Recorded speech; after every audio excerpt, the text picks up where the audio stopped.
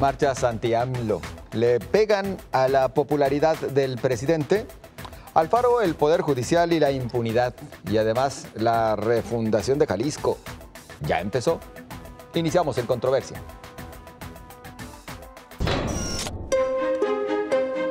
El 29 de enero, las encuestas marcaban una aprobación de 80 a un 85% del presidente Andrés Manuel López Obrador. Sin embargo, sus detractores aseguran que sus decisiones y la forma en que las toma han menguado esa popularidad. Un síntoma de ello, aseguran, son las marchas que se dieron el pasado 5 de mayo en la Ciudad de México y otros estados, pero que apenas reunieron a unas 15,000 personas. López Obrador responde y la celebra. Ojalá se sigan manifestando con libertad quienes no están a favor del gobierno. Asegura que es muestra de que se está trabajando. La cancelación del aeropuerto de la Ciudad de México y algunos programas sociales como las estancias infantiles, el Tren Maya y el despido de burócratas, entre otros, son algunos de los reclamos. ¿Empezó el desgaste sin retorno de la popularidad del presidente Andrés Manuel López Obrador? ¿Usted qué opina? Esperamos su participación y por supuesto también estaremos escuchando ya en estos momentos la opinión de mis compañeros. Sonia Serrano, buenas noches. Muy buenas noches. Julio Ríos. Buenas noches, José Ángel. David Gómez Álvarez. Buenas noches a todos. Agustín del Castillo. ¿Cómo estás, José Ángel? Vamos empezando por Julio, que está inquieto por aquello de que si se está afectando la popularidad del presidente o ha iniciado un desgaste sin retorno. A ver, primero hay que tomar en cuenta que es normal que haya desgaste de quien ejerce el gobierno. Eso siempre ha ocurrido y siempre va a seguir pasando, ¿no? Y sí ha bajado en su popularidad, lo dicen los estudios demoscópicos.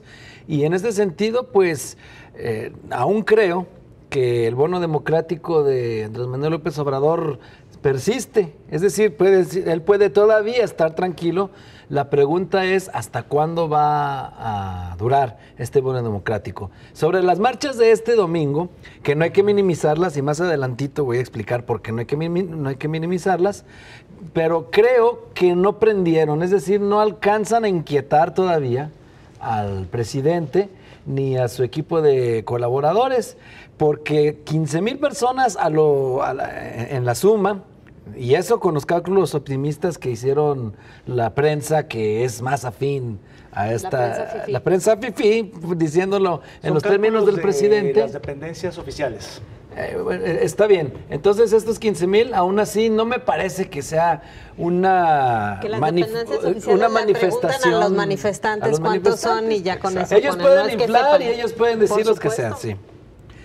La cuestión entonces, mi querido José Ángel, es que esto no alcanza a reflejar una desaprobación masiva, ni un repudio, ni nada de ese tipo.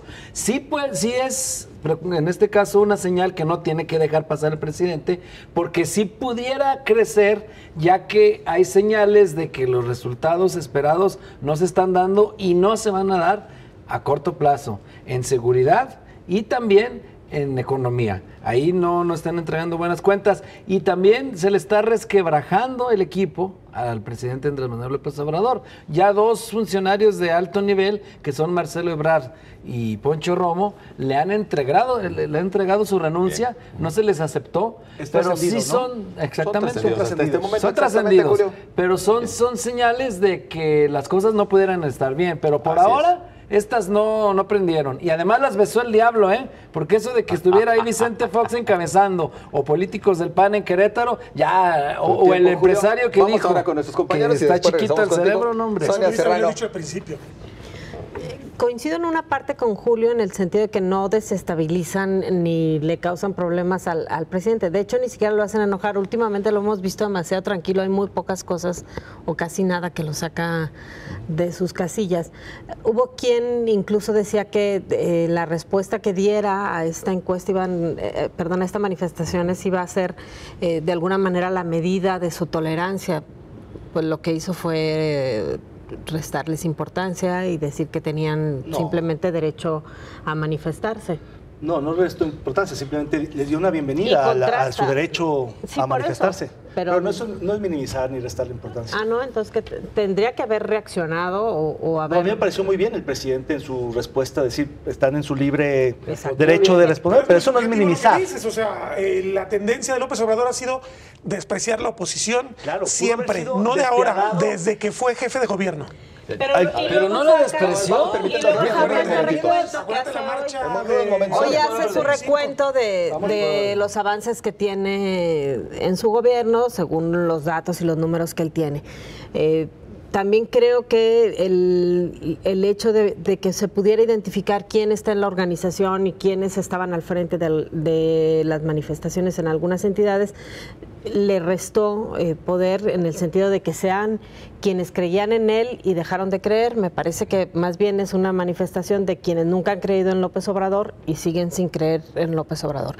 Sí creo que hay descontento, pero no creo que tiene que ver con estas manifestaciones. Sí empieza a percibirse de pronto incomodidad de la gente que estaba esperando, por ejemplo, un programa y que ha visto el relajo que es la integración de los padrones, que esperaba cambios radicales en materia de seguridad y no los ha visto, que esperaba la reducción en la gasolina, en el precio de la gasolina, y no se ha dado. En ese sentido, por supuesto que hay descontento de la población, porque Andrés Manuel López Obrador llegó a la presidencia de la República con todos estos compromisos y no los ha cumplido. No creo que esto esté relacionado con las manifestaciones. Agustín. Mira, es una primer manifestación de inconformidad de un grupo de mexicanos muy heterogéneo, muy variopinto. Julio dice que está mal que el expresidente Vicente Fox cabece una marcha. Me parece que está bien. Me parece absolutamente bien. Qué bueno que los expresidentes panistas, porque el priista ni por ahí se asoma, y el otro priista pues está en su casa y creo que ya no puede manifestarse, que es el señor Luis Echeverría. Y los otros están fuera del país. Pero qué bueno que tomen una posición. Salinas, no. Bueno, sí es cierto. Ok, yo hablo más bien de Luis Echeverría. Qué bueno que toman una posición y qué bueno que se arriesgan. O sea, a fin de cuentas, la sociedad que sea la que sancione y la que diga si Vicente Fox abona o no al debate. Muchos podrán pensar que no. Bueno, pero pues está en su derecho y que lo haga. O sea, puede ser ruido, puede no ser ruido, pero me parece que si son de oposición, si son de un partido que es además el proyecto histórico opuesto al de Andrés Manuel López Obrador, me parece congruente que estén tratando de aprovechar. No digo que sea bueno, pero me parece que es normal. No descalificaría por ese lado. Ya sé que no la descalificaste, pero digo, no me parece malo ese elemento. Lo que sí creo es que sí, presidente fue prudente. Coincido con David hace rato que interrumpió a Sonia. Coincido que sí fue prudente y no fue tan despreciativo. ¿Cómo dices? Con la interrupción o con lo que dijo. Con lo que dijo. Con la interrupción no puedo estar coincidiendo. Pero digo, creo que sí fue prudente. Me parece que hay una enseñanza de 5 meses de estarse desgastando. Qué bueno si el presidente por lo menos va a batear las cosas. Me parece que es más sano a estarse peleando con todo el mundo. Eso va a ser bueno para él mismo. Ahora, lo que sí creo es que en el fondo lo que le debe preocupar a él no son que haya 15,000 personas o 100,000. No es nada contra los 30 millones que votaron por él. El padrón es más de 90 millones. La verdad es que las calles no reflejan la realidad de quién está a favor y quién está en contra de forma clara. Exacto. También luego les quieren hacer mucho de acuerdo. Caso. Lo que le debe preocupar es el tope de la realidad. De ahí creo que sí, sobre todo en el tema económico, hay muchas cosas que se le pueden reprochar al presidente. ¿Inicia el desgaste del presidente, David? Sí, yo creo que el desgaste ya inició desde el primer día de gobierno, pero yo creo que su popularidad aguantó varios meses. El capital político del presidente López Obrador es enorme, pero había que llegar a un punto en el que iba a haber un descenso. Ya se cruzó ese punto de inflexión, como es natural, nada que sorprendernos. Lo que creo que sí coincide es en un malestar social que empieza a crecer, que se manifiesta en muchos sentidos, en la chifliza que le pusieron en el béisbol, en otros manifestantes que le han reclamado beneficios y demás, y con esta marcha, que en efecto yo sí creo que es un reflejo de un malestar más amplio, pero que sigue siendo absolutamente minoritario.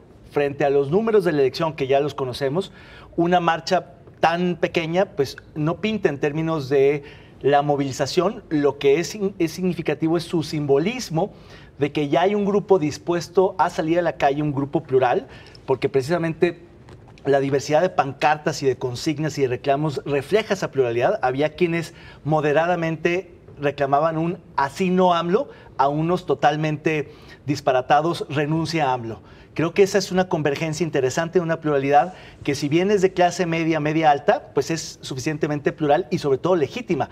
Lo que me parece que fue un acierto del presidente fue que le diera la bienvenida a una marcha. Yo no creo que la haya minimizado ni le haya restado importancia. Al contrario, le dio su lugar en su justa dimensión frente a otras opiniones que ha tenido con otras manifestaciones como la del contrapeso u otros grupos que les ha llamado ternuritas, fifís, insignificantes. En esta ocasión creo que estuvo a la altura de un jefe de Estado. Quien no lo estuvo fue su gabinete y muchos de sus simpatizantes que se burlaron. Y la diferencia, ¿no? En particular, ese cuate que no merece mayor opinión, me parece que es un tipo poco civilizado y que no tiene las tallas para ocupar el cargo que detenta. Más bien me parece que lo que no termina de entender el López Obradorismo es que no es lo mismo manifestarse y marchar desde la oposición o desde la sociedad civil, como la intención de esta marcha, que desde el gobierno. Una vez que eres gobierno, gobiernas para todos. Y por tanto, desacreditar, como muchos de sus simpatizantes lo hicieron con la marcha, me parece equivocado, porque no creo que sea el derecho de ellos a trivializar, a desacreditar una marcha que tiene toda la legitimidad como cualquier otra marcha. Yo lo que sí creo es que hay un punto de inflexión tanto en el decline de la popularidad de López Obrador como en el inicio de marchas y manifestaciones y protestas que las vamos a ver cada día más en el país. Bueno, vamos a los comentarios de ustedes. En lo particular también considero que el número de manifestantes no es lo significativo, más bien, bueno, lo importante es que el presidente entienda que gobierna para todos y que a todos debe atender y debe escuchar, y pareciera que hasta el momento la postura de él ha sido la correcta, según creo, existen las coincidencias. Las opiniones de ustedes, muchas gracias por participar. Empezó el desgaste sin retorno de la popularidad del presidente Andrés Manuel López Obrador, es lo que pregunta Canal 44 y en controversia. Y los comentarios que de ustedes hemos recibido hasta este momento, nos dice Said María: los presidentes de México y su elección es como los concursos de belleza, efímeros y llenos de promesas. Cuando comienza la caída es una cuenta regresiva hasta que llegue la nueva con más artificios y falsas poses. No les importa cumplir, ya ganaron. Lo bailado, ¿quién se lo quita? Es lo que nos dice. Muchas gracias. También gracias a Rey López. Lo veo más fuerte que nunca, 14 millones de personas recibiendo los beneficios de su política social. No entiendo cómo se puede hablar de desgaste. Es un campeón, dice Rey López. Gracias. El Barcelona pensaba lo mismo hoy, y le metieron 4 goles, exacto. Jaime Castellanos Bermejo dice, en respuesta a Rey primero, que a quien leíamos hace unos momentos, beneficio social que no le costó un centavo y que vamos a pagar los mismos de siempre. Pues por mi edad y profesión, para lo único que califico es para seguir pagando impuestos con el tabulador más alto y sin derecho a deducciones de todos los gastos. Gracias, Jaime Castellanos. Fantasma, bueno, él dice no, simplemente no considera que exista un desgaste por parte del presidente y de su imagen. Bueno, pues a ver, compañeros, ahora sí vamos entrándole más a este tema. ¿Qué es lo que hay que tomar en consideración, Julio? Mira, ¿sí o no hay desgaste? ¿Sí o no es bueno que participen, por ejemplo, figuras como Vicente Fox y los panistas, que al final de cuentas, por supuesto que tienen que ser la oposición? No, mira, sí hay desgaste desde el primer día, dice David Gómez, y es más o menos lo que yo también dije, que todos los gobernantes lo tienen. Si es bueno que participe Fox, pues está en todo su derecho, pero también es cierto que le resta credibilidad al movimiento. Y no solo la presencia de Fox, sino de algunos otros personajes que están con intenciones de fundar partidos políticos Cuando nacionales. López Obrador participaba en manifestaciones en contra de otros gobiernos, ¿no les restaba credibilidad? Bueno, en ese tiempo dependía, era el sapo la pedrada para López Obrador. No hay un solo líder. ¿Por qué Fox va a quedarse con el movimiento opositor? Fox está aprovechando, pero es muy heterogéneo. Pues. Es que el origen de la marcha... Yo no dije que no marchara, dije que desacredita. Aun cuando no había organizadores visibles, en redes sociales la mayoría de los hashtags y de los convocantes eran de sociedad civil y se planteó una marcha en silencio, una marcha para inconformarse con decisiones del presidente y una marcha en blanco y apartidista. Si ese es el punto de partida, entonces me parece que la presencia de los expresidentes es totalmente equivocada. Me parece oportunista, porque a ellos creo que los habrán convocado algunos o habrán llegado espontáneamente. Yo no creo que sea el totalmente equivocada. Oportunista sí. Bueno, a mí me parece que el oportunismo es algo equivocado. No sé si tú estás de acuerdo. Equivocado es que tú tienes un derecho y no lo quieras ejercer. Me parece que en este caso no podemos condenar a priori. El asunto es que no le abona su imagen. No le abona. Es posible. Pero además ambos están desacreditados, ambos son... Pero ¿cómo le vas a prohibir tú a los opositores a los invitas a que no estén? Los invitas a que se queden. Muchas de las cosas que pasan en este país y que llevan al incumplimiento o que son parte de este incumplimiento que ha habido en el gobierno de López Obrador tienen que ver con comisiones en los gobiernos anteriores. Claro. Todo el mundo nos queda claro cuál es el papel que jugó Vicente Fox en este país, cuál es el papel que jugó Felipe Calderón en el tema de la inseguridad, y entonces creo que lejos de ayudar en la manifestación o de que se les vea como líderes, lo único que hacen es desacreditar. Y la pero yo tampoco estoy de acuerdo. A ver, habríamos que juzgar las presidencias, sobre todo la de Vicente Fox. Vicente Fox, en términos económicos, es la que entrega mejores cuentas, por ejemplo, en el aspecto de la deuda externa. Es que es un presidente del cual no hubo huachicol. Ayer era bajísimo. O sea, hay muchos elementos. Bueno, no, empezó desde antes. Acuérdate el 22 de abril. Pero te estás desviando del punto central. El punto es que la marcha es apartidista. No, es que si a ti te invitan a una fiesta. La mafia del poder la neoliberal. Entonces ningún expresidente puede manifestar nada porque son la mafia del poder. A mí me parece absurdo. A ver, si te invitan a una fiesta y te dicen que si te invitan a una fiesta y te dicen que es de blanco y tú llegas disfrazado de negro, pues no vienes bien a la fiesta aunque sea abierta. A esta manifestación no lo invitaron expresamente, no tenía por qué estar. Hay una cosa que se llama prudencia política, que frente al oportunismo de Calderón de en medio de la marcha estar convocando a que se afilien al partido me parece de pésimo gusto. Me parece que lejos de abonar a crear un contrapeso, a una exigencia, lo que hizo fue manchar y intentar la manifestación, por supuesto. Creo que tendríamos que entender la heterogeneidad de la oposición. Creo que el calderonismo en particular le sigue generando muchísimo malestar al López Obradorismo. Le da un poder que yo no sé si la tenga o no. Pero me parece que tiene una presencia. ¿No existe? Bueno, existe. Hagamos una encuesta aquí en las redes. A ver quién se dice calderonista, por favor. Pues yo lo veo en las redes. Yo lo veo en las redes. Yo no digo que esté bien o esté mal. Yo no digo que incluso. Eso es cierto. ¿Eso de dónde lo sacas, el calderonismo? Ven las redes, por Dios. Ven las redes. Sí existe. Puede ser minoritario, pero sí existe. Y no es cierto que hubo una oposición plural, ¿eh? Estaban muy bien identificados el tipo de personas que iban. Sí, clase media alta, señoras de buenas conciencias, católicos de derecha, antimaduristas, antiabortistas, porque hasta eso traían. Sí me hizo tan plural ni tan heterogéneo, ¿eh? No se me hizo tan plural. A mí no me pareció tan plural. Eso es caer en el discurso López Obradorista de que solamente los fifís y la derecha están en contra de o en la frivolidad que hizo Hernán Gómez de ir a entrevistar de manera anónima, parodiando, tratando de sacar de una conversación particular y generalizar a toda la marcha. No, quiso entrevistar a señoras fifí que en efecto con poca información hicieron declaraciones desafortunadas, pero la inmensa mayoría es gente consciente, educada. Continuamos, aquí se siguen peleando. Lo que sí puede pasar es que...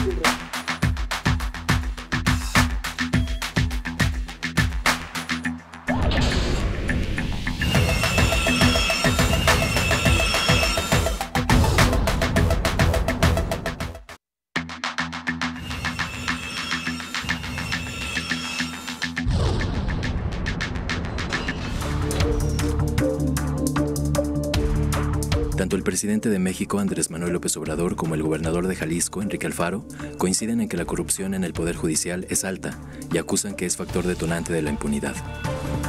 Resoluciones por parte de jueces federales a favor de presuntos delincuentes y la liberación de un miembro del crimen organizado por parte de un juzgador estatal parecen abonar a la teoría. Sin embargo, también se pone en evidencia que ese sujeto fue consignado por robo de un auto y no por narcotráfico o por homicidio. Además, se equivocaron al transcribir el número de serie del automotor. Voces en contrario aducen que las críticas solo tienen como objetivo vulnerar a otro poder y apoderarse de este. ¿Es el Poder Judicial el foco de la corrupción y la impunidad, como lo cuestionan y señalan algunos gobernantes? Esperamos su participación y bueno, por lo pronto ya el legislativo tiene iniciativas tanto del PRI como del PRD, Mariana Fernández, Enrique Velázquez, también la de Salvador Caro, que primero había planteado ahí una incursión un poquito más directa por parte del Ejecutivo y luego dijo, esta fue iniciativa propia, no la del gobernador, y la que acaba justo de dar a conocer el propio Enrique Alfaro. No la ha dado a conocer, ¿no? Bueno, más bien se filtró, efectivamente. De todo esto, justamente, y en esa filtración, Enrique Alfaro habla ya de la participación de los organismos que ya existen, particularmente de participación social. Sonia, ¿es el camino? A mí me parece que en la iniciativa que se filtra del gobernador hay elementos que son importantes y que han venido siendo un reclamo constante sobre cómo vas a someter a exámenes de oposición a quienes aspiran a cargos en el Poder Judicial, sobre todo porque a diferencia de quien es gobernador o quien forma parte de un gabinete y de los diputados, el nivel de especialización que se requiere para ser juez o para ser magistrado es más alto. Por eso no puede someterlo a la votación popular, por eso no puede ser en designación como se ha venido sucediendo.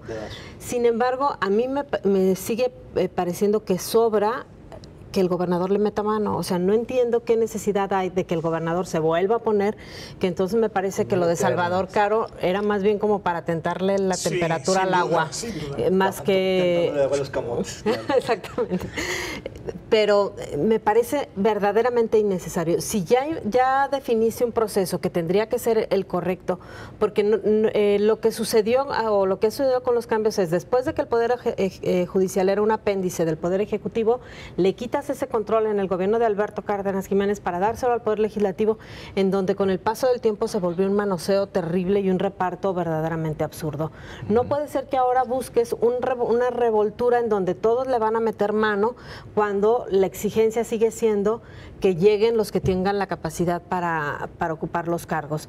Y el que le dejes al gobernador la posibilidad de proponer una terna, aun cuando esa terna venga de personas que ya fueron sometidas al proceso de evaluación, sigue dejando un alto margen de discrecionalidad en quiénes van a ser los que finalmente van a ser votados en el Poder Legislativo, porque además después lo que se marca es la insaculación, que es o eliges de los que manda el gobernador o no hay de otra, ¿no? Es como un menú ya bien definido. Y la otra parte es que se tiene que pensar y se tiene que reforzar el tema de la autonomía, es decir, que no nada más en los nombramientos, sino incluso en la económica, y en el que ya que hay un compromiso de los partidos políticos de sacar las manos en muchas otras áreas, como son la definición de juzgados, en dónde inviertes y en dónde no inviertes. Mientras no se animen a dejar la autonomía económica al Poder Judicial, de nada va a servir lo que se haga. David. A ver, a mí me parece que de los dos grandes modelos que existen en el mundo para integrar el Poder Judicial, las Cortes Superiores o Supremas, hay dos formas. Una es solamente participando el Ejecutivo y otra es el Ejecutivo a través del Legislativo. Creo que acá es el híbrido que se está además complejizando mucho, interviniendo otros, no poderes, pero sí otras instancias, como la del Sistema Estatal Anticorrupción a través de su Comité de Participación Social, y no por otra razón que por la desconfianza que existe ya no solo en el Legislativo, nadie cree en los diputados, sino tampoco en el Ejecutivo, que ha burlado, que ha simulado y que le ha dado la vuelta a las cosas. Entonces, frente al descrédito que hay hoy en las instituciones públicas formalmente constituidas, en los dos poderes que tradicionalmente intervienen, que es el Legislativo y el Ejecutivo, se tiene que buscar un tercero con más credibilidad, con más autonomía, con más independencia, para que intervenga en el proceso en algunas etapas como los exámenes, la evaluación curricular, la valoración ciudadana, el control de confianza, y devolverle la pelota al Ejecutivo, que en efecto manda una terna, el Legislativo escoge, si no está de acuerdo, le regresa la terna, le vuelve a mandar la terna, y si en una segunda iteración no hay un acuerdo, se insacula. La insaculación es preferible a que el gobernador de dedazo designe a su favorito de la terna. Pero aún así puede ocurrir que el gobernador mande varias ternas hasta que salgan insaculado uno de sus preferencias. Pero quizá la clave está en que la participación de algunos ciudadanos y de algunos técnicos en ese proceso suba el nivel, el perfil de los aspirantes. Yo creo que al final del día lo que verdaderamente se requiere es voluntad, compromiso y corresponsabilidad del Ejecutivo, sobre todo del gobernador, más allá de los diputados que siempre se reparten las culpas y se diluyen las responsabilidades. No, el gobernador que diga, yo me la juego con estos nombres y soy corresponsable del nombramiento. ¿Y la división de poderes? Bueno, es que no, pero esa es la manera integral aquí. No. La idea de la división de poderes. ¿Pero por qué se la va a jugar? No, me refiero a que se la juega proponiendo una buena terna, a eso me refiero, y que el legislativo escoja, pero esa es la división de poderes de Montesquieu. ¿Para qué quieres la carrera judicial y para qué quieres los exámenes? Es que así se integra el judicial desde que Montesquieu visualizó la división de poderes, se integra a través de otro poder. Bien. Precisamente por lo que dijiste, como no hay voto popular, no puedes votar por los jueces y magistrados, los tienes que meter por el legislativo o el judicial, no hay por el legislativo o el ejecutivo, no hay de otra. Agustín, ¿va en serio el gobernador a buscar una verdadera limpia en el Poder Judicial o más bien quiere tener ahí cierta intromisión? Va en serio a tratar de controlar el Poder Judicial, eso me queda clarísimo. Si de paso logra hacer una limpia y mandarle un mensaje positivo a la sociedad de que va a haber menos corrupción, pues creo que va a ser una buena ganancia. Creo que sería muy riesgoso que él solamente quisiera controlar a otro poder y seguir entregando estas malas cuentas a la sociedad. Lamentablemente en México tenemos una capacidad increíble por arruinar las fórmulas que funcionan en otros países. Porque aquí tenemos este nivel de desconfianza tan extremo que no nos parece cuando el gobernador directamente o el presidente o cuando el legislativo lo hace en términos de la elección de los magistrados, de los ministros, porque tenemos una capacidad con arruinar los esquemas que me parece a mí increíble. O sea, tenemos una desconfianza tremenda en instituciones públicas. Me parece que el tema de las elecciones es el más claro de todos. O sea, lo que nos cuesta hacer elecciones para que se sigan cuestionando además. O sea, esa es una situación que me parece terrible, que el país necesita remontar si queremos tener una democracia que sea realmente viable, rentable, por decirlo de algún modo. Creo que al Poder Judicial le están cobrando un expediente que no le toca nomás a él. En el caso, pues, por ejemplo, este escándalo que hubo hace un par de semanas del juez que deja libre a un delincuente aparentemente muy cercano al cártel Jalisco, resulta que a él le echan toda la caballada, pero había una integración terrible por parte de la gente del Ministerio Público, de la Fiscalía. Entonces, bueno, si no empezamos, dice el dicho... No había modo, ni tiempo, ni lugar acreditado, que son las tres bases de una... Pero, ¿y cuál era la legalidad? ¿Cuál es la legalidad con la cual ese juzgador va a decir se queda en la cárcel? Me parece que es terrible cómo se manipulan los datos para decir estos son los malos y nosotros somos los buenos. No, hay una cuenta pendiente impresionante con las fiscalías que el gobernador debería estar ocupado y con las policías municipales en garantizar, en el caso de los municipios, tendrían que estar ocupados en decir vamos a enviar esto y vamos a entregar una cosa maravillosa a los jueces y ya que se las entrego, si tú haces algo mal, yo tengo elementos porque yo te acredité todo. Me parece que aquí hay mucha perversidad. O sea, me parece que esto es un doble discurso. ¿Tú hubiese esperado que en esto que hasta el momento se ha filtrado se escuchara que el gobernador quería desaparecer el Consejo de la Judicatura, que para algunos es donde se encuentra también buena parte de la actual corrupción en el Poder Judicial, porque dicen que ahora, como asignan administradores a cada uno de los juzgados, pues es el administrador el que lleva el control y es el que maneja ahí los montos y hasta los castigos a veces para los jueces cuando se están portando un poquito mal.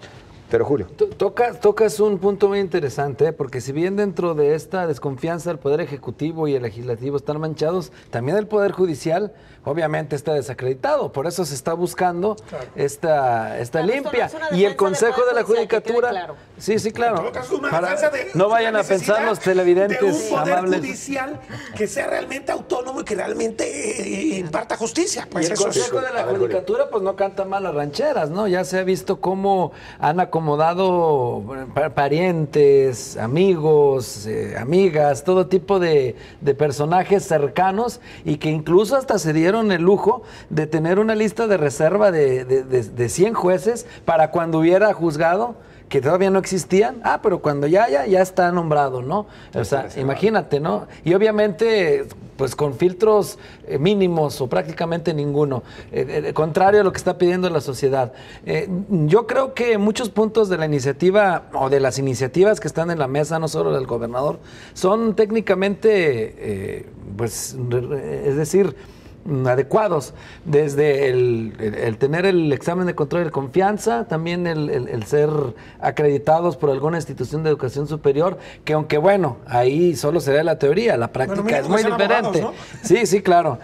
También el hecho de que haya la insaculación, que sean evaluados por de que haya la insaculación a mí me parece positiva siempre y cuando no haya terna del gobernador. Estoy de acuerdo en lo que dice Sonia, no veo el sentido para que el Poder Ejecutivo presente ternas. Nos quejamos tanto de la ministra Carnal con López Obrador y queremos que le quieren dar además de que ya sabemos que aquí en México, en Jalisco, se ha perfeccionado eso que se llama la terna amarrada, ¿no? En la cual metes uno que es el bueno y los otros dos de relleno. ¿Cuántas veces lo hemos visto en el Congreso, Julio, que les dan ya para que ni se vayan a equivocar? Porque luego también puede ser que... Exacto, por supuesto, para que sepan, les dan el nombre ya. En el cual iba don Esteban Garay.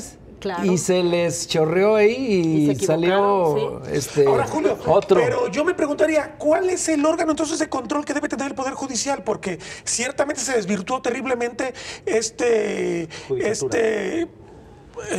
caso de la judicatura. Se quemó y se corrompió. Pero entonces la pregunta es... ¿Debemos un verdadero contralor, decir no sirve y lo borro o debemos hacer que sí funcionen por primera vez? No, que funcione, y que haya esquemas de control que no han existido. El problema de fondo, más allá de si interviene el Ejecutivo o el Legislativo o ambos, o si la Judicatura no está haciendo su chamba, creo que el origen del problema es la partidización de un poder público, que dejó de ser un apéndice de otro poder, que era el dedo meñique del Ejecutivo, a volverse una agencia de colocación de los partidos. Porque la verdad es que como hay poca atención, pocos reflectores sobre un poder opaco, retrasado en muchos sentidos, era muy fácil para los diputados y los partidos meter parientes, amigos, compadres, porque hay mucha chamba, se reparten de a varios. Entonces, hoy te toca a ti, mañana a mí, y si son dos, uno y otro... También tiene que estar en la forma de los... o sea, definirse los procedimientos igual que los magistrados. Los jueces y transparentarse, claro. Sí, porque si nomás llegas a los magistrados... A la judicatura, porque el sentido de la judicatura era separar la dependencia que había, tanto jurisdiccional como administrativa, porque ¿de qué te sirve tener una primera instancia si después quien nombraba a ese juez o quien decidía en dónde estaba el juez era el magistrado que iba a la segunda instancia en el asunto? Eso es lo que se buscó romper con la reforma del 97.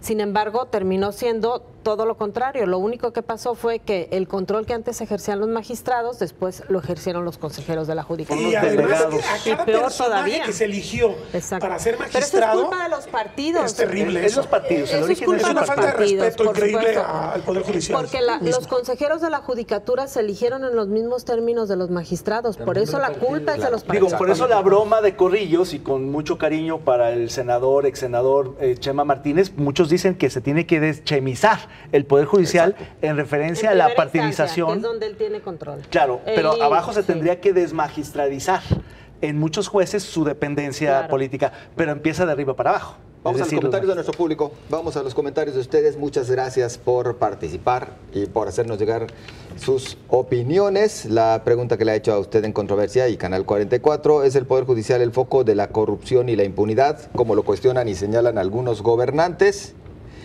Y vamos a el comentario de Ricardo Sánchez. Dice, el Ejecutivo habla de corrupción cuando todo su gabinete y el Legislativo son el peor ejemplo de corrupción. Muchas gracias, Ricardo, de lo que habla, ¿no? por su participación muy amable.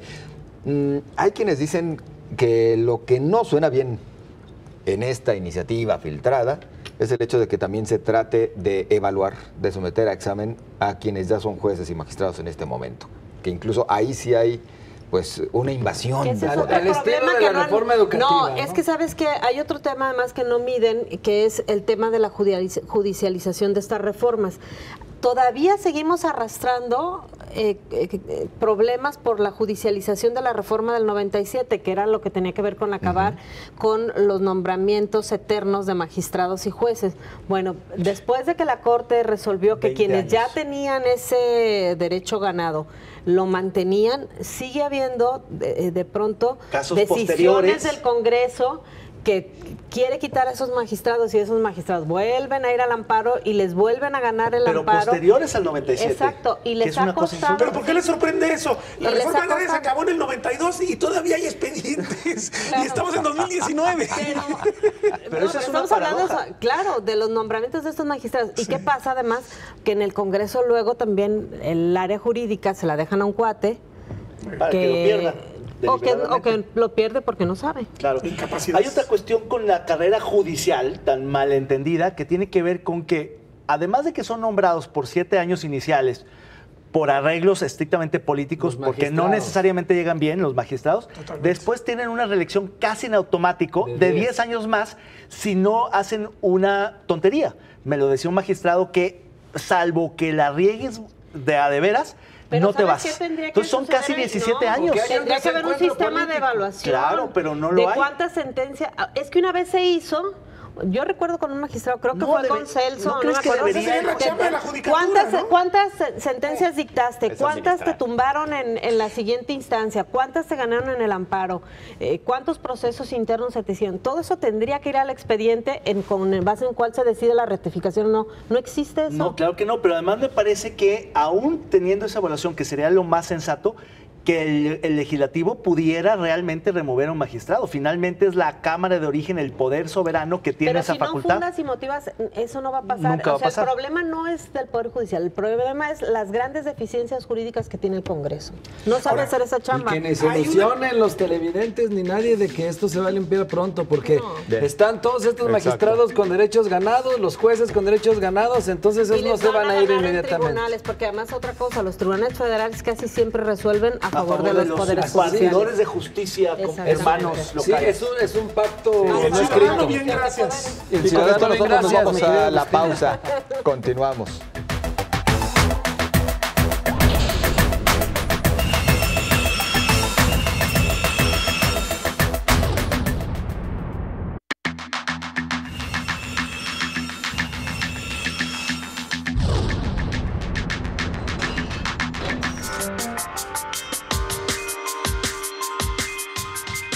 El tiempo transcurre y pareciera que aún no arrancan los planes de refundación del Estado que en su momento planteó el gobernador Enrique Alfaro. Entre el desabasto de gasolina, el tema de seguridad y los escándalos por las adjudicaciones de algunos contratos, parecieran haberse diluido los primeros 5 meses de la administración. Caso contrario, el Ejecutivo revive y apuesta por casos del pasado como Chalacatepec y el proyecto Costa Alegre, así como el destino de las villas panamericanas, temas controversiales desde el gobierno del panista Emilio González Márquez. Además, asegura que este año recorrerá los 125 municipios, lo que no hizo el anterior gobernador en 6 años, y que el campo será prioridad, aunque ya pesan sospechas de favoritismo sobre la licitación del programa A Toda Máquina. Las acciones emprendidas por el gobernador Enrique Alfaro son suficientes como para mencionar que ya inició la refundación de Jalisco. A ver, Agustín, ya empezó la refundación, ahora sí, ya con todos estos temas, desde Chalacatepec, A Toda Máquina, para apoyar al campo, aunque vienen otras observaciones que se están realizando, etcétera, etcétera. A ver, si esos son los síntomas de que empezó la refundación, no hay tal refundación, es más de lo mismo. Pues está refundando, pero de una manera muy extraña. Exactamente, sí.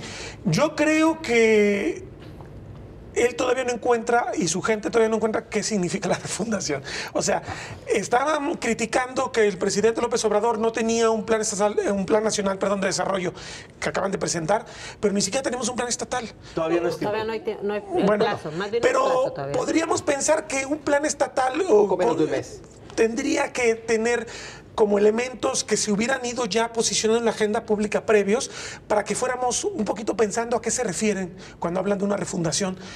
Me parece que está abordando el gobernador temas que a la sociedad le preocupan, pero que la han abordado otros gobernadores sin necesidad de hablar de refundaciones. El tema que ya abordamos del Poder Judicial, que claro que nos preocupa todo, el tema de la seguridad, el tema de los proyectos de desarrollo, el tema del desbalance campo-ciudad. No es poca cosa en Jalisco. Jalisco tiene prácticamente 35% de su población afuera de Guadalajara. Tiene una cantidad de localidades rurales impresionante, arriba de 10,000. Jalisco tiene una población muy atomizada que sí necesita realmente un proyecto. Jalisco es el primer productor nacional agropecuario. Jalisco sí necesita un proyecto, pero que ligue no solamente el tema del negocio agropecuario, el tema de los servicios ambientales. Me parece que habrá que ver cómo se plantea esto en el Plan Estatal de Desarrollo. Los servicios ambientales tienen que ser el eje del desarrollo del campo si queremos que Jalisco conserve este liderazgo que ha ostentado durante mucho tiempo en el tema agropecuario. Tenemos también el tema turístico, el relanzamiento de la Costa Alegre, que desde que yo empecé a reportear fue cuando se lanzó con Guillermo Cosío. ¿Y no con Echeverría? Desde antes incluso, porque Agustín Yáñez, la marcha al mar en la época de Ruiz Cortines fue el primer acercamiento a la costa. Estamos hablando de los 50. A reportear? No, yo nací en la época de Cedillo, creo. En tiempos de Cosío Vidaurri.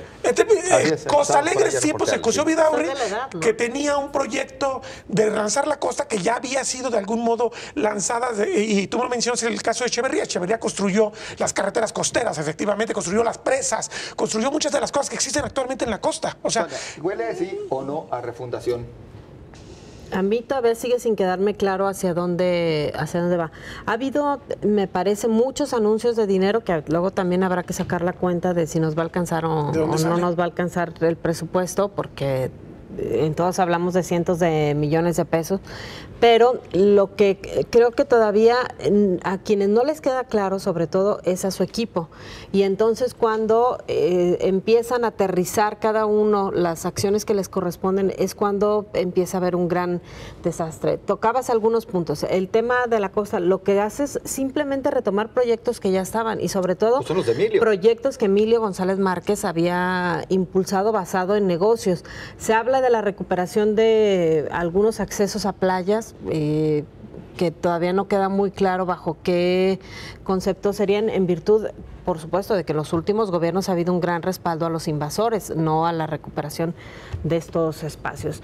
Luego, en el tema del apoyo al campo y del apoyo a los municipios fuera de zona metropolitana, con el programa de A Toda Máquina, ahora vemos además que ni siquiera está amarrado, es decir, no están garantizados los recursos. Cada año el Congreso del Estado tendrá que estar aprobándole los 500, 400 y tantos millones de pesos según corresponda al ejercicio, y habrá que ver si, primero, no tiene mayoría en el Congreso del Estado, no tiene mayoría calificada para el tema del presupuesto, y habrá que ver además cómo le va a ir en la elección intermedia. Entonces, me parece que ni siquiera sus proyectos, que son esenciales, están suficientemente amarrados. Julio. Pues sí, no está amarrado ni siquiera tampoco lo del posible constituyente, porque como la idea es llevárselo hasta el 2021, la elección de ese constituyente en caso de que hubiera, que por cierto ya está muy, como que perdió, se diluyó, ya no ha caminado mucho eso de la reforma para convocar a un nuevo constituyente. Quizá en el 2021 pues no se le dieran los números, y más ahora que vemos muy interesante, por cierto, esto que se dio hoy con Pablo Lemus, con este rompimiento, ¿no? Pareciera ser que también empieza a haber ciertas diferencias. Ya se había hablado de que dentro de este equipo de Movimiento Ciudadano empezaban a formarse estos subgrupos, lo cual es normal dentro de las organizaciones políticas. Ocurrió en el PAN también, se fue dividiendo en tribus, no digamos el PRD, que es el partido de tribus por excelencia, y ahora ya también ya vemos los grupos muy marcados, y el anuncio que dio Pablo Lemus de que rompe el contrato con la agencia Indatcom por el error, que yo considero que sí es un error gravísimo. Que podría tener consecuencias legales. Que podría tener consecuencias legales, porque es una campaña proselitista que de por sí el río está muy revuelto en Puebla. Le dieron una prueba Barbosa para demostrar que las empresas están metidas en la campaña en su más contra. Aunque ya se había hablado de esto, entonces ahí se pone interesante, porque más pareciera que también Lemus estaba buscando un pretexto, Pareciera que estuviera buscando el momento adecuado para zafarse, y parece que lo encontró con esto. Y más aún hay que recordar que Lemus también es aspirante al gobierno del Estado en la próxima elección. Entonces ahí se empiezan a reconfigurar. Todos son aspirantes, o hay varios aspirantes, por eso están tan complicadas las cosas para trabajar. Debajo de la mesa. David. A ver, yo creo que la refundación, si se ve desde la perspectiva de una estrategia política y de mercadeo, de publicidad gubernamental, pues es un tema que va y viene, a veces está más presente, a veces menos presente, pero va a ser el eslogan de esta administración como lo es la 4T o la Cuarta Transformación del gobierno de López Obrador. Eso es, si se ve como una refundación en serio, es decir, una especie de reforma profunda del Estado de Jalisco con una nueva constitución o como el propio gobernador dice, con un nuevo pacto social, pues entonces ahí sí hay que entrar a la discusión a fondo para ver realmente qué significa la refundación, cuáles son sus alcances, cuáles son sus contenidos, cuáles serán sus implicaciones futuras. Yo sostengo que no se requiere una nueva constitución y que un pacto social tampoco se da por decreto. Creo que no hay condiciones ni de emergencia, ni de cambio, ni de disrupción que ameriten una discusión de ese calado. Creo que lo que hay es simplemente una alternancia más de un partido distinto en el gobierno que tiene, digamos, aspiraciones para trascender, dejar marca y hacer historia, lo cual es absolutamente legítimo en cualquier gobierno. Por eso yo digo que como estrategia política está bien y están en todo su derecho. Como cambio profundo, me parece que habrá que ver. Sin embargo, yo lo que creo en términos generales, a casi 6 meses del gobierno de Alfaro, es que ha venido de menos a más. Es decir, después de un arranque muy tropezado, con muchas dificultades, incluso con muchos errores, creo que hay algunos aciertos o hay al menos algunos avances o por lo menos ciertos anuncios que hablan de una rectificación de rumbo. Y me parece que además, en el caso de la actitud del propio gobernador, también ha ido modificando. Pongo 2 ejemplos. Uno es cuando regañó a Sonia indirectamente con el tema de la nota de A Toda Máquina, al periódico y tal, y otra fue cuando salió con las mujeres que estaban manifestándose fuera de Casa Jalisco, que se fajó, que aguantó vara y que creo que fue, a pesar de la presión, bastante conducente. Creo que se comportó a la altura de las circunstancias. Si hubiera escuchado, hubiera estado mejor. Claro, pero ahí va, digamos, no le pidas tanto. no le pidas tanto ni tan rápido, pero frente a los desplantes en donde se ha ido contra periodistas y activistas y manifestantes a este digamos, tesón, creo que estuvo bien. No escucha. Pero creo que es una mejoría, digamos, es un buen balance. Yo creo Fíjate que hay bien. algunas áreas de oportunidad que si él tuviera esa lucidez, yo esperaría que lo tuviera, no digo que no la tenga, tendría muchas posibilidades de arrancar una noción. Por ejemplo, en la economía, Jalisco necesita construir una economía distinta como está estructurada. A mí me parece, y me va a criticar David, no porque no crea en eso, sino porque dice que cómo doy lata con eso, tendríamos que generar una economía fundada en el patrimonio natural. Necesitamos proteger lo que le da sentido a la economía, necesitamos proteger las fuentes de agua, necesitamos proteger los bosques, necesitamos proteger 16,000 especies que tiene Jalisco. Jalisco tiene más especies que toda Europa. O sea, es un estado riquísimo. Esto necesitaríamos que estar generando entonces un modelo económico en el cual los servicios ambientales que se generan ahí puedan ser valorados, tengan una tarifa económica. Cuando tú pagas una cuota de agua, sabes que va al bosque, sabes que va a la conservación de las fuentes de agua, sabes que va a ir a proteger animales en peligro de extinción. Eso sería un vuelco completo, cosas que no se han hecho en México, en el aspecto económico. Y en el aspecto de seguridad, caray, estamos tan mal que ambicionar, generar ahí sí un nuevo pacto social que implique el combate radical a la impunidad, la mejoría de la... Bueno, por decirlo de algún modo, yo creo que la sociedad mexicana, como otras sociedades, tiene una tara de permisividad. Que funcionen las instituciones. Por eso, de acuerdo. Nos damos mucho a borrón y cuenta nueva, a replantear todo, a hacer un nuevo pacto. No, tenemos instituciones, exacto, hay leyes que se apliquen, que se haga justicia, que se implementen las políticas, no inventemos cosas nuevas. Hagamos, como lo decías hace un momento, que el modelo que sí funciona en otras partes también funciona acá. No tendría por qué no funcionar el modelo de designación de magistrados, el modelo de impartición de justicia. Tú hablas del tema de mercadotecnia política. Ahí tendría 2 oportunidades de generar cosas distintas, con hechos verdaderos, y que la gente se los va a agradecer. Yo creo que no solamente a Enrique Alfaro, al presidente de la República, si logran hacer un trabajo serio respecto al tema de la seguridad, la gente se los va a agradecer. El problema es que no está ocurriendo nada, pues. Claro. Vamos a los comentarios de ustedes en las redes sociales. Muchas gracias por su participación, siempre activa, por supuesto, vía Twitter principalmente. Las acciones emprendidas por el gobernador Enrique Alfaro son suficientes como para mencionar que ya inició la refundación de Jalisco. Y vamos a sus opiniones. Dice Rey López, no ha hecho nada por Jalisco. Así tajante, gracias, Rey. Ricardo Sánchez, percibo más corrupción, inseguridad, ningún respeto por la ley. Aristóteles, te extraño. Tú nomás eras corrupto, pero este salió déspota, intolerante, altanero y muchos adjetivos más, dice Ricardo. Muchas gracias por su participación. Quien se firma como señor monitor dice, si va a iniciar por repoblar Jalisco, ahí la lleva. Con tanta inseguridad se acabará la población actual, parece chiste, pero en cuestión de seguridad no hay absolutamente un solo cambio positivo. De hecho, tenemos una población gigantesca en Jalisco. Ese sería otro planteamiento de política pública también.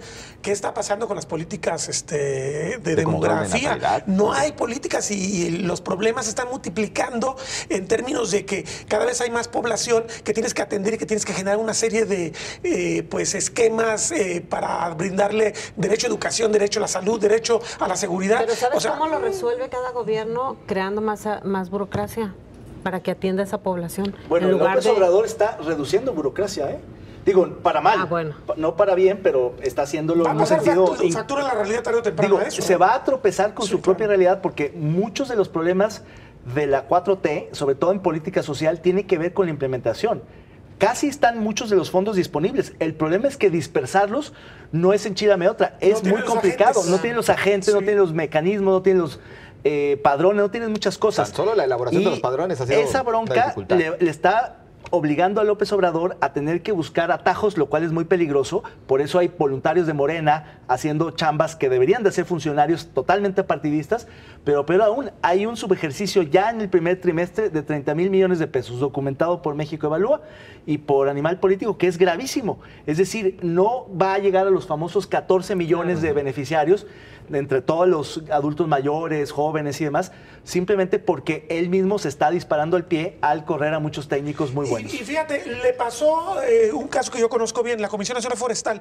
El gobierno de Peña Nieto le quitó precisamente todo el tema del extensionismo, que era la gente que lleva el programa a los lugares más recónditos del país, para que ahí haya proyectos productivos. ¿Qué pasó cuando tenían un presupuesto igual de grande, pero no tenían quien los llevara? Se empezaron a concentrar en las zonas cercanas a las ciudades. Entonces, es un factor que pervierte la política, porque entonces vivir no tan lejos de los centros de poder te beneficia, pero sobre todo en el caso de CONAFOR, pues termina arruinando una política porque quieres preservar. Con programas sociales. Sí. El programa de adultos mayores creció muy rápido porque le depositaron a quienes ya estaban en un padrón, que son los jubilados. Por supuesto que eso te hace que tengas que son el grueso de los adultos fácil, mayores, ¿no? Es lo más fácil. El tema es cómo vas a llegar a los que no tienen jubilación y que son los que viven exactamente y que son los que más necesitaban ese programa. Claro. Restan 2 minutos para cerrar con este tema, el de la refundación, regresándonos ahora sí otra vez a Jalisco y a Enrique Alfaro. Volviendo al tema de Jalisco, pues una vez que ya pasaron estos 6 primeros meses, también hay que decir que se han dado anuncios hasta ahora importantes. Solo anuncios en el tema de la transformación del transporte público, el asunto del rescate del Río Santiago. El plan estatal de desarrollo. A ver, tú decías que el Plan Nacional de Desarrollo es, yo ya que lo leí, me parece que es un muy mal documento. No esperaba más, pero realmente es muy malo. Habrá que ver cómo viene el Plan Estatal de Desarrollo. Que lo va, no sé, pero no se lo han filtrado. Todavía no me lo pasan a corrección. No, yo creo que va a salir antes del 6 de junio, pero seguramente va a tener más instrumentos, indicadores, metas, objetivos. Hay que ver. Yo creo que si la refundación se puede plasmar en algún documento, tendrá que ser en el Plan Estatal de Desarrollo. David, habría que reconocer que la administración de Aristóteles sí construyó cosas interesantes respecto al tema de el mejor planeación de la historia de Jalisco. Lo dijo la ONU, no yo, pero... No lo dijo David Gómez Álvarez. Porque es el único que le han llevado a la ONU. Nadie se había atrevido a llevárselo. Pues precisamente, redondeando, coincido con David, será una vez cumplido este plazo de estos primeros meses, una vez estando el Plan Estatal de Desarrollo, cuando ahora sí podemos decir que se sentaron las bases, la plataforma de lo que pudiera ser esta refundación. Ahorita, pues, quienes piden resultados también se han aborazado. Se va a hacer. Pero pues, se necesita esa guía.